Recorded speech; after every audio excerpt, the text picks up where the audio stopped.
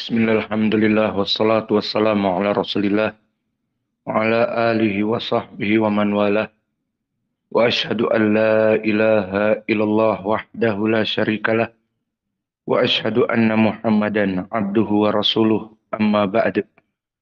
Alhamdulillah, pada kesempatan hari ini ba'dal fajr, 17 September,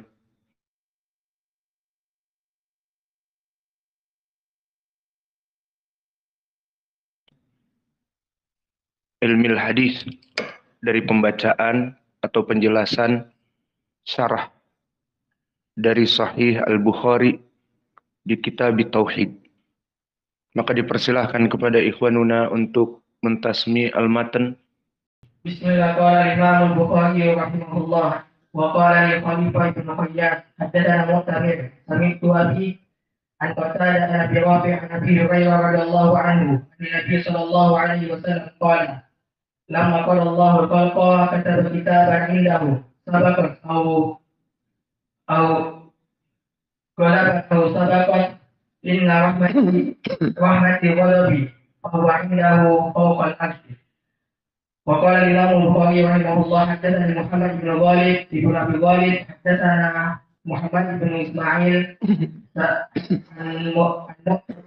عن سمعت أبي عن قتادة أنه سمع أبا هريرة رضي الله عنه يقول سمعت النبي صلى الله عليه وسلم يقول إن الله كتب كتابا قبل أن يخلق الخلق إن رحمتي سبقت غضبي وهو مكتوب عنده فوق العرش.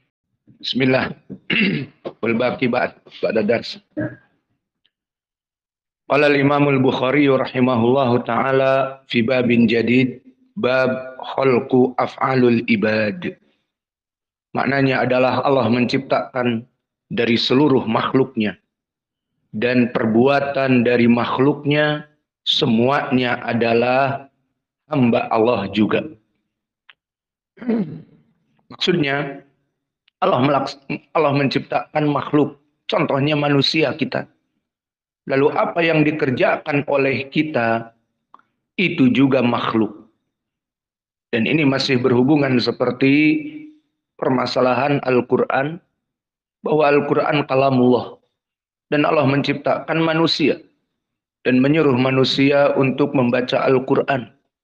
Maka di hadis-hadis terdahulu bahwa bacaan Quran ada yang ditinggikan, ada yang direndahkan dikarenakan ada orang-orang kafir agar tidak menghina Allah dan Rasul dan Al-Quran, maka direndahkan dan seterusnya. Itu semua khalqu af'alul ibad dan dia makhluk. Maka semua salat kita dan ibadah-ibadah kita itu adalah hasil dari kita. Diidofahkan dengan amalan soleh kita. Maka kita makhluk, amalan-amalan kita pun makhluk.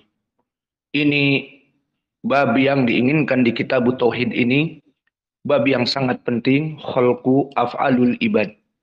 Imam Al-Bukhari sendiri mempunyai kitab khusus dalam permasalahan akidah ini, yang selain dari Sahih Al-Bukhari dari bab-bab seperti ini, kitab khusus dinamakan khalqu af'alul ibad. Bahwa apa-apa yang dilakukan oleh manusia dari salat, dari qiraah Al-Quran, dari berpuasa, semuanya adalah makhluk hamba Allah. Maka masuklah kita kepada hadis 7001. Qala al-Imam Al-Bukhari rahimahullahu taala haddatsana Amr ibn Ali, haddatsana Abu Asim, haddatsana Qurrah ibn Khalid, haddatsana Abu Jamrah ad-Dubai. Qultu libni Abbasin faqala qadima wafdu Abdul Qais ala Rasulillah sallallahu alaihi wa ala alihi wasallam. Faqalu inna bainana wa bainakal musyrikina min mudar wa inna la tasilu ilaika illa fi ashhuril hurum, illa fi ashhurin hurum. Famurna bijumalin minal amri. In amilna bihi dakhalnal jannah wa nad'u ilaiha min wara'ana. Qala amurukum bi arba wa anhaakum an arba. Amurukum bil iman billah. Wa hal tadruna mal iman? Billahi syahadatu an la ilaha illallah wa iqamis shalah wa ita'iz zakah wa tu'tu minal magnam al khumusa wa anhaakum an arba la tasrabu fi dubba wan naqir wa duruf wa duruf al muzaffatah wa al hantam. Bismillah. Maka di hadis dari bab khalqu af'alul ibad ini berkata Al-Bukhari kepada gurunya, haddatsana Amr ibnu Ali. Berarti Imam Al-Bukhari mendengar dari gurunya. Dan Amr ibnu Ali, dia Ibnu Bahrin ma'ruf dengan laqab Al-Fallas. Dan disebutkan juga As-Sayrafi. Maka Amr ibnu Ali ma'ruf dilaqabi As-Sayrafi atau Al-Fallas. Apa itu makna Al-Fallas? Laqab ini tidak sembarangan laqab. Seperti Muhammad ibnu Bashar, apa laqabnya? Bundar. Kemudian Muhammad bin Ja'far, apa laqabnya? Gundar. Kemudian Ali ibnul Madini dilaqabi apa? Hayatul Wadi, ular derik yang berbisa. Dan juga Waqi' ibnul Jarrah dilaqabi apa? At-Tinin, the dragon, sang naga. Dan Asad ibnu Musa dilaqabi Asadu Sunnah, singanya sunnah. Maka banyak dari para ulama diberikan laqab. Dan laqab-laqab ini mempunyai makna. Dan laqab-laqab ini berhak untuk dirinya. Seperti Syu'bah dilaqabi Amirul Mukminin fil hadis. Sufyan Ats-Tsauri dilaqabi Amirul Mukminin fil hadis. Lalu Amr ibnu Ali dinamakan Al-Fallas. Apa makna Al-Fallas? Di riwayat As-Sayrafi. Namun Al-Fallas lebih terkenal. Al-Fallas adalah ahli memeriksa uang. Dia mengetahui uang yang asli dengan uang yang palsu. Ada pelajarannya di zaman itu, sehingga tidak sembarangan orang mencetak uang atau membuat uang. Uang di zaman dulu tidak berbentuk kertas, sehingga susah untuk ditiru. Orang di zaman now membuat $100 Benjamin Franklin dicetak. Dan uang-uang yang ada pada kita merah jambu, gambar Soekarno-Hatta, cepek 100 kertas. Maka cetakan-cetakan bisa ditiru. Maka As-Sayrafi ataupun Al-Fallas maknanya orang ini mengetahui ini uang yang asli dan ini uang yang palsu. Lalu kenapa dimasukkan perkara ahli memeriksa uang ini kepada dia? Karena dia seorang muhaddis yang alim di zamannya, mengetahui hadis yang asli dengan hadis yang palsu. Paham ya? Itu maknanya. Bukan dia kerja di penukaran uang, kerja di bank ataupun kerja di penukaran uang, mata uang asing dan seterusnya, bukan. Tapi ini adalah laqab karena dia bagaikan jago membedakan uang asli dan palsu, maka dia adalah seorang muhadis yang tahu ini hadis yang dhaif, tidak berdalil dengannya. Ini hadis yang sahih, berdalil dengannya. Maka ini adalah laqab yang agung, Al-Fallas, untuk gurunya Imam Al-Bukhari, Amr ibnu Ali. Maka kalau begitu bagaimana kedudukan dia? Sesuai dengan gelarnya. Dia adalah Al-Fallas, pemeriksa hadis dhaif dan sahih, berarti di atas derajat sikoh. Maka Al-Hafidz Ibnu Hajar di At-Taqrib menyebutkan dia sikotun hafidh. Maka berkata An-Nasai, sikotun sahibu hadis hafidhun. Lihat Imam An-Nasai yang ma'ruf sebagai mutasyaddid. Dia memujinya dengan sikotun sahibu hadis hafidh. 3 sifat. Sikoh, orang yang bergumul di dalam hadis, jagoan hadis, dan hafidh. Hafalannya sangat kuat.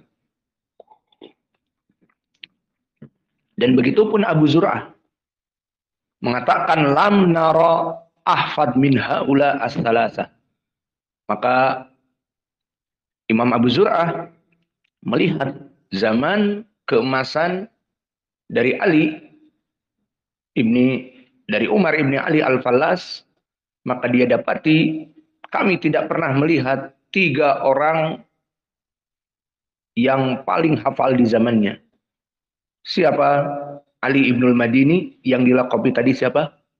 Hayatul Wadi, ular derik, ular padang pasir. Wa ibnu Syadakuni, dan yang ketiga Al-Fallas ini. Maka 3 orang ini kata Abu Zur'ah tidak ada tandingannya dalam segi hafalan.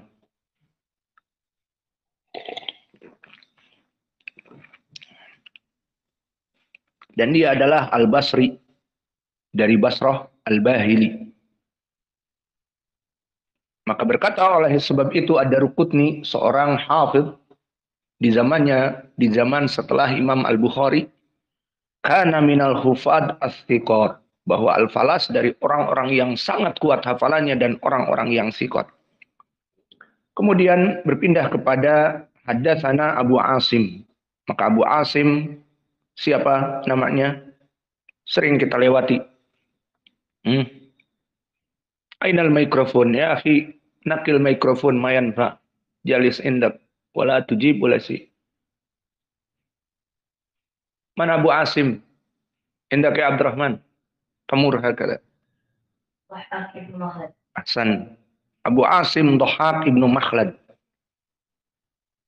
Alladhi ma'ahu la ta'ti indahu. Ta'ti ilan nas yujibun. Abu Asim khali indak. Huwa Dhahhak ibnu Makhlad. Huwa fi tabaqah at-tasi'ah. Berarti Abu Asim An-Nabil di derajat itba'ut tabi'in. Berarti dia di tabaqah yang ke-9 seperti siapa? Imam Asy-Syafi'i, Yazid ibnu Harun, Abdul Razak ibnu Hammam As-San'ani, dan yang lainnya. Dan dari segi jarh wa ta'dil, Ad-Dhahhak ibnu Makhlad, dia juga seorang hafidh, maka dia di atas derajat sikoh. Disebutkan oleh Al-Hafidz Ibnu Hajar di Taqrib, sikotun sabtun. Adapun dari segi ucapan para ulama sampai disebutkan dia di atas derajat sikot, berkata Abi Daud As-Sijistani, kana yahfad qadra alaf hadis, bahwa dia dulu hafal sekitar ribuan hadis. Hafal. Jadi kalau masalah menghafal Al-Quran di zaman ulama dulu mudah. Ini hafal ribuan hadis dengan sanad. Harus dengan sanad. Untuk membedakan hadis yang sahih dengan yang dhaif. Maka disebutkan sanadnya kepada Abi Hurairah kepada Nabi. Disebutkan sanadnya kepada Aisyah radhiyallahu anha kepada Nabi. Disebutkan sanad kepada Abi Sa'id Al-Khudri kepada Nabi. Seperti itu zaman dulu. Ribuan hadis. Amal Quran sangat mudah. Maka inilah seorang Dhahhak ibnu Makhlad. Wa qala Muhammad ibnu Sa'ad kana thiqah faqihan. Wa saqahu Ibnu Ma'in kadalik. Apa lakabnya kalau tadi Amr ibnu Ali Al-Fallas, Sayrafi, tukang ataupun pandai memeriksa uang yang asli dan yang buruk, yang maknanya pandai memeriksa hadis sahih dan dhaif, maka apa lakobnya? Hah? Lakobnya apa? Dhahak ibnu Makhlad? An-Nabil. Lalu makna An-Nabil disebutkan oleh para ulama kembali kepada ma'anin. Maka dia masyhur dengan An-Nabil, An-Nabil. Asal dari An-Nabil, kalimat An-Nabil adalah cerdas, adalah tokoh dari ahli fikir. Itu dinamakan An-Nabil. Maka oleh sebab itu Imam Ad-Dahabi di dalam kitabnya Siyar A'lam An-Nubala, nama-nama orang-orang yang nubala, yang mana dia adalah tokoh-tokoh besar, orang-orang cerdas, orang-orang pintar. Maka An-Nabil asalnya pintar. Maka dilakobi seperti ini An-Nabil karena kecerdasannya. Maka seperti di saat Imam Syu'bah Ibnul Hajjaj, ahlul hadis dari Wasit, dari negeri Irak, maka Abu Asim dari Basrah datang ke Irak. Lumayan jauh, namun masih satu negeri, masih sama-sama Irak di zaman now. Namun dulu Irak terbagi, ada negeri Basrah, ada negeri Baghdad, dan yang lainnya. Maka Syu'bah hidup di Wasit. Dia telah bersumpah. Seperti itu para ulama bersumpah. Apa sumpahnya? Agar itu mau kawin itu. Siapa yang mau kawin? Agar apa? Agar dia beristirahat, tidak memberikan hadis 1 bulan. Bersumpah. Walau alam mungkin dia marah dengan muridnya. Karena muridnya mungkin pada malas. Kalau murid malas, guru juga marah. Iya apa tidak? Maka guru datang awal ke masjid. Murid-muridnya belum datang. Dia nongkrong seperti angkot nunggu penumpang di terminal. Iya, kalau di Depok seperti itu kan ada angkot banyak. 02, 01, kemudian ngetem setengah jam, cilincing, cilincing, cilincing, belum ada yang naik. Nah, begitupun guru. Guru yang rajin datang. Belajar jam 11, jam 11. Datang di sini jam 11, 11 seperempat. Santrinya masih tidur. Santrinya masih main-main. Akhirnya Syu'bah, dohirnya marah. Bersumpah. Wallah, anak nggak akan ngajar sebulan. Karena kalian males. Paham tuh? Jadi please jangan membuat guru marah. Yang ngantuk bangun, yang tidak menulis, menulis. Agar semua ilmu bisa ditransfer. Maka saling mengambil kebaikan. Maka di sini Syu'bah bersumpah.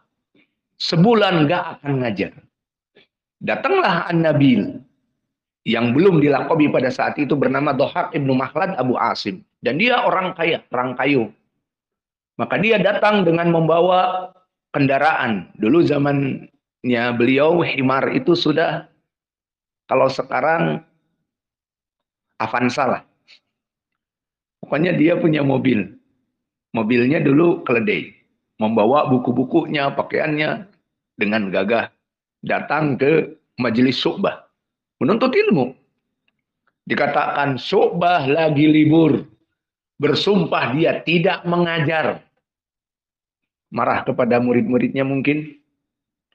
Akhirnya, masa dia balik lagi? Berapa keluar biaya dan menunggu sampai sebulan. Habis uang, habis kontrakan, habis untuk makan. Seperti itu dulu menuntut ilmu. Tidak seperti antum sekarang, alhamdulillah. Maka akhirnya dia datang ke Syu'bah. Membuat sepakatan. Membuat resolusi. Membuat sulh. Ya Syekh, anak datang dari jauh, bla bla bla. Lalu gimana? Antum kan sudah bersumpah nih. Iya. Kalau bersumpah dilanggar, membayar kafarah. Iya. Udahlah, ini himar ana jual. Dan himar pada saat itu wallahu a'lam mungkin mahal. Sayangnya kita di Indonesia tidak ada himar. Sehingga alhamdulillah selamat dari penghinaan-penghinaan. Kalau di Arab kasihan himar jadi maskot kebodohan. Sedikit-sedikit ya himar. Sedikit-sedikit salah gurunya atau muridnya ataupun anaknya ya himar, undur. Imsi sawa ya himar. Ya keledai, wahai keledai. Alhamdulillah nggak ada di Indonesia. Coba ada jadi lambang maskot. Di Indonesia kebanyakan apa? Bagong, celeng, anjing, asu, dan seterusnya. Maka di Yaman atau di Arab himar. Dan ini penghinaan yang sangat menyentil kecuali terutama berhubungan dengan akal. Jadi kalau orang salah hafal, ya himar. Mata pada hadal hadis. Marah. Karena berhubungan dengan akal. Maka Imam Ibnul Qayyim di Madarijis Salikin, semua hinaan yang berhubungan dengan akal lebih masuk jarah daripada penghinaan yang tidak berhubungan dengan akal. Iya apa tidak? Saya contohkan. Saya bilang ke Usama, orang gendut. Marah nggak Usama? Enggak kan? Ya memang gendut, mau ngapain lagi? Hudzaifah ini memang cakep tapi hitam. Marah nggak dia? Hitam. Ya memang Allah menjadikan aku hitam. Tapi manis. Black sweet misalnya. Ini orang Bandung nih putih terus. Goro terus, putih terus. Marah dia? Enggak. Namun, jika dia setoran hadis, kemudian hafalannya, dasar otak udang, dasar bego. Itu marah apa enggak? Mungkin setelah dia tasmi dipukul orang ini. Setelah pelajaran, ustadznya udah masuk rumah, mungkin dipukul. Kenapa? Itu lebih menjarah syadid. Maka disebutkan di Al-Quran, berapa dari sifat-sifat orang-orang musyrik kafir, la yaqiluna biha. Mereka tidak mempunyai akal. Kal an'am balhum awal.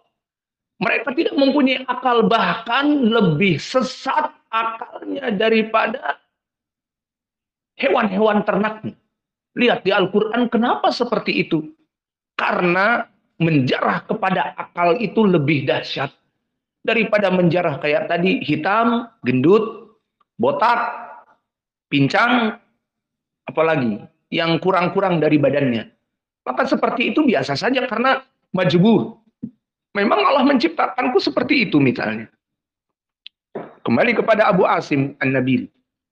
Maka kalau begitu kita sepakat, wahai Imam Syu'bah, apa? Aku jual keledai ini, aku berikan uangnya kepada kamu, kamu undang berapa orang bayar kafaroh, sumpah kamu, selesai. Maka Syu'bah di sini, mau tidak mau, ya sudahlah. Masalahnya, permasalahan seperti ini membuat malu untuk menolak. Apalagi masalah mengajar. Maka dia bersumpah memang sifat Arab seperti itu. Berapa dari teman kita di Yaman bersumpah untuk perkara sepele. Akhirnya dia puasa 3 hari. Atau membayar 10 kafarah seperti di Al-Quran. Gara-gara sumpah. Apalagi masalah suami istri. Berapa suami yang bersumpah kepada istrinya untuk begini dan begitu. Dan istri-istri bersumpah juga untuk begini dan begitu. Di Arab ya, bukan di Indonesia. Maka sifat-sifat bersumpah seperti itu sifat yang buruk. Maka kalian alhamdulillah jauh dari sifat-sifat ini. Adapun di Arab sedikit-sedikit, wallah, kamu harus begini demi Allah. Ya sudah, diikuti daripada dia bayar kafarah misalnya. Maka begitupun Syu'bah. Mungkin marah kepada murid-muridnya bersumpah, sebulan aku nggak akan ngajar.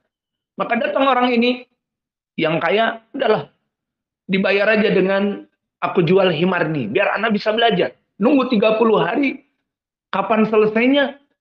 Buang waktu, udah ini himar anak jual. Uangnya silahkan, dipakai untuk membayar kafarah. Subah anta nabil. Kamu memang orang yang cerdas. Maka nabil di sini bermakna cerdas, dan ini yang diinginkan. Dapat lakop nabil yang kedua juga dari gurunya. Siapa? Gurunya Ibnu Juraij. Yang mana Nabil ataupun orang ini, Ad-Dhahhak Ibnu Makhlad, dulu kalau dia datang ke majelis, kalau zaman now, pakaiannya dicuci bersih, pakai sampo, kemudian pakai pengharum, molto, kemudian disetrika, sehingga lurus pakaiannya, tidak berelief. Seperti kalian, iya. Kemudian nggak bau keringat. Kalau habis main bola mandi, baru pakai baju. Kalian nggak.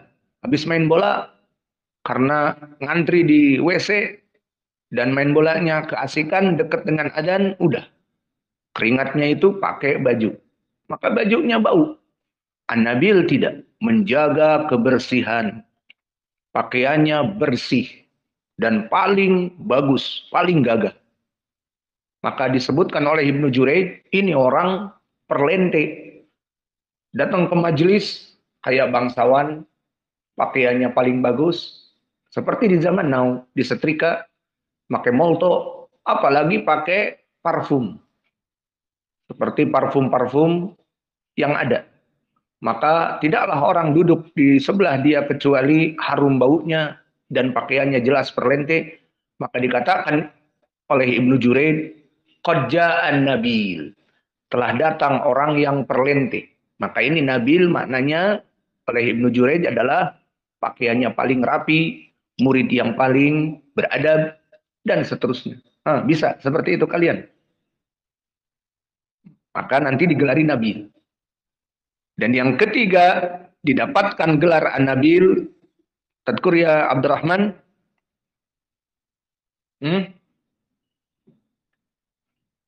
Uman Muhammad Marid. Hudzaifah qad ajab. Au anta ya Hudzaifah maqad ajab. Digelar nabil yang ketiga apa?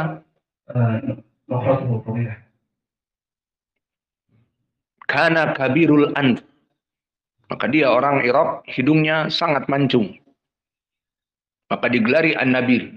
Dan dulu di saat pertama kali menikah dengan perempuan, di malam-malamnya perempuan ini berkata, jauhkan lututmu dariku.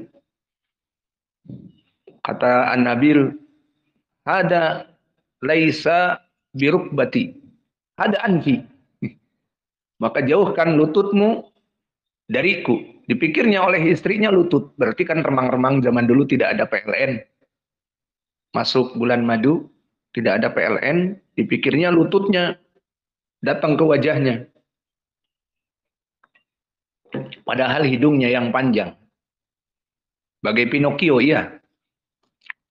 Maka ini gelar nabil didapati dari 3 perkara. Maka akhirnya dia masyhur dengan an-nabil. Dan dia seorang imam muhaddis dari segi ilmi jarhi wa ta'dil. Disebutkan tadi menghafal ribuan hadis. Kemudian meriwayatkan dari Qurrah ibnu Khalid. Dan Qurrah ibnu Khalid As-Sadusi dan As-Sadusi Al-Basri. Berarti sanad ini dari An-Nabil dan juga dari Qurrah ibnu Khalid dari Basrah dan juga tadi Amr ibnu Ali Al-Fallas juga dari Basrah. Maka 3 rawi ini musalsal bil Basriyin. Dan Qurrah ibnu Khalid barakallahu fikum, dia juga hidup di Tabaqah yang ke-6, maka masih dari tabi'i yang paling kecil. Maka sekarang kita masuk kepada tingkatan tabi'in, dan dia di atas derajat sikoh. Sikotun, kata Ibnu Hajar, sikotun dobitun. Maka telah disikohkan oleh Abu Hatim, di mana Abu Hatim Ar-Razi mengatakan Khalidun sabtun indi. Dia adalah sabtun, dan kalimat sabtun di atas derajat sikoh. Maknanya sangat kuat hadisnya. Dan berkata Imam Ahmad juga, tidaklah dia kecuali orang yang sikoh. Maka Inilah keadaan Qurrah ibnu Khalid. Kemudian meriwayatkan dari Abu Jamrah Ad-Dubai. Maka Abu Jamrah masyhur dengan kunyahnya dan namanya adalah Nasr ibnu Imran Ad-Dubai. Dan dia dari Basrah juga. Maka Qurrah ibnu Khalid As-Sadusi dari Basrah. Abu Jamrah juga Ad-Dubai. Ad-Dubai dari Basrah. Maka sampai di sini semuanya dari Basrah. Dan dia rawi yang sikoh. Disikohkan oleh Imam Ahmad dan Abu Hatim Ar-Razi. Dan juga Abu Zur'ah. Dan Yahya ibnu Ma'in. Kemudian meriwayatkan dari Ibni Abbas. Maka di dalam hadis ini barakallahu fikum yang agak sedikit panjang, qadima wafdu Abdul Qais ala Rasulillah sallallahu alaihi wa ala alihi wasallam. Kalimat qadima wafdu, wafdu adalah tamu-tamu yang masuk kepada Islam. Berarti ini di mana? Di zaman tentunya Madinah, bukan di Makkah. Di Makkah datang satu-satu, takut dengan orang-orang Quraisy. Tapi wafdu di sini sekitar puluhan, lebih dari 3 dan seterusnya. Maka datang kelompok yang masuk kepada Islam dari Abdul Qais. Dinamakan dengan kabilah Abd al-Qais. Mereka datang kepada Nabi tentunya untuk masuk Islam. Kemudian setelah membaiat Nabi masuk Islam, faqalu, mereka sepakat berkata, inna bainana wa bainaka al-musyrikina min mudor. Maka wahai Rasulullah, bahwa di antara kami dengan kalian di Madinah itu ada Bani Mudor. Maka tempat tinggal dari orang-orang Bani Abdi Qais itu jauh. Dan jika mereka ingin melaksanakan menuntut ilmu kepada Nabi Muhammad sallallahu alaihi wasallam beresiko tinggi. Kenapa? Mereka harus melewati daerah yang diduduki daerah itu oleh orang-orang musyrikin dari Bani Mudor. Dan mereka orang-orang musyrikin tentunya membenci Nabi Muhammad. Maka mereka sangat takut. Dan temperamen Bani Mudor, mereka orang-orang yang jahat. Sampai disebutkan di dalam tarikh, mereka tidak tanggung-tanggung untuk menahan dan melarang, bukan hanya melarang, jangan lewat di tempatku. Tapi bisa jadi diambil barang-barangnya, dirampok, dan ditahan, bahkan bisa dibunuh jika membela diri. Maka ini kejahatan Bani Mudor. Maknanya bahwa negeri kami sangat jauh. Tasma'una ula iftah al-bab idama tasma' tasma'un. Maka di sini karena mereka jaraknya sangat jauh, ingin menuntut ilmu lagi di tempat atau di waktu yang akan datang susah. Maka bagaimana? Famurna bijumalin minal umur.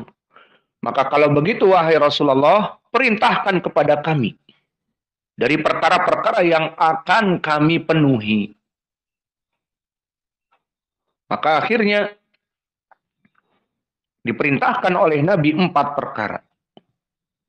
Dan di sini disebutkan dari 4, ataupun disebutkan berikanlah kepada kami, perintahkan kepada kami dari amalan-amalan, yang mana amalan ini kami bisa melaksanakannya dan kami masuk surga.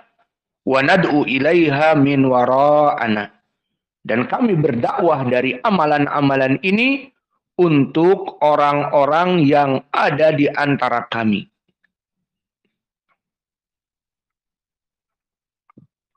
Maka di sini tujuan mereka meminta ilmu agar diamalkan dan masuk surga. Dan meminta ilmu untuk didakwahkan. Maka meminta ilmu untuk diamalkan dan untuk didakwahkan. Awas, ini perhatian bagi kalian murid-muridku. Jangan kalian datang ke sini ingin dapat beasiswa ke Yaman misalnya. Kita memberikan beasiswa. Atau ingin ke sini karena tujuan-tujuan dunia. Tidak, tetapi kalian datang ke sini belajar, pertama menuntut ilmu untuk apa? Diamalkan. Ilmu itu diamalkan. Kedua, didakwahkan. Maka itu tujuan kalian menuntut ilmu. Bukan untuk mencari gelar, dapat S1, S2, S3, di sini tidak ada. Tetapi untuk mendapatkan ini setara SD, SMP, SMA bisa. Semua pondok pesantren seperti kita, talaki bisa. Tinggal mendaftarkan ke Depdikbud, maka masuk nanti kepada paket A, paket B, paket C. Maka bisa kalau itu. Adapun tujuannya di sini mencari S1, S2, S3, kita tidak mempunyai university seperti itu. Kemudian disebutkan wa inna lanasilu ilaika ila fi asyurin hurum. Dan kami wahai Rasulullah tidak akan bisa datang kepada kalian kecuali di bulan yang Muharram. Maka apa itu bulan Muharram? Siapa yang tahu? Syahrun Hurum, Dzulqa'dah, Dzulhijjah.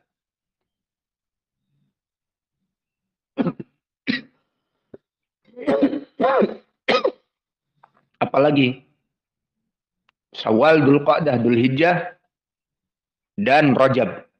Maka 4 bulan ini bagi mereka zaman jahiliyah dulu dijadikan sebagai bulan yang haram untuk saling berbunuhan. Jadi mereka kesimpulannya terus saling berbunuhan. Namun di bulan 4 ini istirahat. Capek mengubur pedang-pedang mereka. Terus nanti selesai 4 bulan ini berbunuh-bunuhan lagi. Maka di sini dikatakan kami tidak bisa menyeberangi kampung mereka kecuali di bulan-bulan yang 4 tadi. Maka ini dalil juga mereka orang-orang musyrik dulu zaman jahiliyah memuliakan bulan haram. Yang mana mereka gencatan senjata. Maka apa yang diperintahkan arba'atun hurum 4 di bulan yang tadi kami sebutkan itu, tidak bisa mereka menuntut ilmu kecuali pada waktu itu. Maka oleh sebab itu masih jauh waktunya, perintahkan kami untuk melaksanakan perkara-perkara ini. Maka Nabi mengatakan, amurukum bi arba wa anhakum an arba. Aku perintahkan kalian untuk melaksanakan 4 perkara. Dan 4 perkara ini dihitung. Pertama, al-iman billah. Beriman kepada Allah. Dan ditafsirkan, syahadatu an la ilaha illallah. Ini makna beriman kepada Allah. Yakni kalian masuk Islam dan istiqomah dengan agama Islam. Kemudian yang kedua, seperti dilafaz, wa iqamis shalah, melaksanakan salat 5 waktu. Wa ita'iz zakah, membayar zakat. Dan yang kelima, yang keempat, wa tu'tu minal magnam al-khumus. Jika terjadi peperangan dengan orang kafir dan mendapatkan ghanimah, maka dibagi ghanimah itu, jangan dimakan semua. Yang kelima untuk Allah dan Rasulnya. Seperti zakat yang wajib. Maka ini 4 perintah. Lalu wa anhakum an arba, dan aku melarang kalian dari 4 perkara. Nah, perkara-perkara yang disebutkan 4 itu seperti di dalam hadis itu semuanya nama istilah dari cawan-cawan yang jika dimasukkan kepadanya nabid. Orang-orang Arab mencintai nabid. Apa nabid? Nabid itu kalau sekarang seperti jus. Namun karena dulu tidak ada blender, maka mereka memotong-motong kurma yang kering, dimasukkan kepada air, dibiarkan beberapa saat. Memasukkan potongan-potongan kismis ataupun inab, disimpan di air, ditunggu beberapa waktu. Mereka dulu belum punya kholatoh ataupun mixer. Dan di zaman sebelum Nabi pun belum ada listrik, belum ada freezer. Dicampur dengan es, jadi dingin. Tidak ada. Maka di saat mereka menyimpan Nabi tadi, air dari potongan-potongan kurma, itu jika disimpan di tempat 4 yang disebutkan di dalam hadis tadi, pertama, ad-dubba. Kedua, an-naqir. Ketiga, az-zuruf al-muzaffatah. Keempat, hantam. Maka akan membuat nabid yang halal tadi, jus, menjadi khomer. Oleh sebab itu mereka jago dulu membuat khomer. Disimpan di tempat-tempat tadi. Yang dinamakan ad-dubba, wan naqir, wal hantam, wal muzaffat. Maka 4 ini memang sudah dari turun-temurun. 4 ini ada yang terbuat dari pohon-pohonan, dari buah-buahan, dari sesuatu yang mana dulu mereka lebih memahami. Jika disimpan nabid yang halal di tempat tadi khusus 4 tempat yang dibuat dari pohon-pohonan juga, dijadikan seperti cawan oleh mereka, disimpan nabid di situ sehari saja, 2 hari saja. Maka di saat diminum, kita akan fly, kita akan mabuk. Seperti membeli minuman keras. Padahal bahannya dari itu. Itulah. Seperti saya tanya sekarang, minuman keras alkohol. Asalnya sama. Dari gandum, air dengan gandum, bir. Tapi dengan fermentasi yang waktunya panjang, ada menyebabkan jadi minuman keras. Kalau diminum, kita bisa pusing. Dan senyum terus. Mabuk. Itulah bir dan minuman-minuman anggur yang merah, red wine. Maka itu pun akan menyebabkan jika diminum mabuk. Inilah dari larangan Nabi kepada alat-alat dari hantam, muzaffat, dubba, wan naqir. Dilarang maksudnya jangan dijadikan an-nabid, dimasukkan kepadanya. Karena ini menyebabkan mabuk. Maka ini perkara yang disebutkan di dalam hadis 4 perintah dan 4 larangan. Lalu mana poin pendalilan di dalam bab ini? Seperti kami sebutkan tadi, bahwa di bab ini Al-Imam Al-Bukhari ingin membahas tentang permasalahan khalqu af'alul ibad. Bahwa apa yang dilakukan oleh hamba, dia adalah makhluk. Kita cukupkan kajian kita karena ini perkara yang penting dari akidah. Maka insya Allah di pelajaran yang akan datang, karena mati lampu, wa naktafi ilahuna wa jazakumullahu khaira wa barakallahu fi ilmikum.